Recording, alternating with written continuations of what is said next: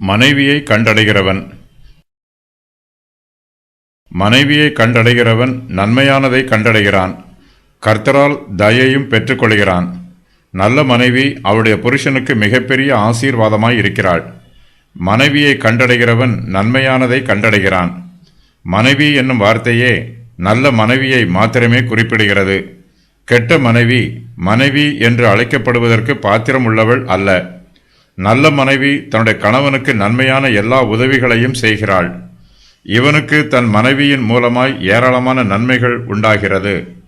புருஷனுடைய சமாதானமும் சந்தோஷமும் அவனுடைய மனைவியின் கையில் இருக்கிறது. குடும்பத்தில் ஆறுதலும் சமாதானமும் வேண்டுமென்றால் குடும்பத்தின் தலைவி நற்குணம் உள்ளவளாய் இருக்க வேண்டும். அவள் குடும்பத்திற்கு தேவையான எல்லா காரியங்களையும் ஞானமாய் செய்ய வேண்டும். நல்ல மனைவியை கண்டடைகிறவன் கர்த்தரால் தயையும் பெற்றுக்கொள்கிறான். நல்ல மனைவி தன் கணவனை பரலோகத்தின் பாதையில் வழிநடத்தி செல்லுகிறாள்.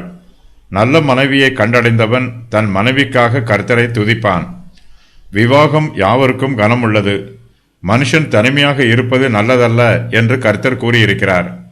கர்த்தருடைய கட்டளைக்கு கீழ்ப்படிந்து பூமியில் பலுகி பெறுகிறவர்களுக்கு கர்த்தருடைய ஆசீர்வாதமும் தயையும் பெருகும்.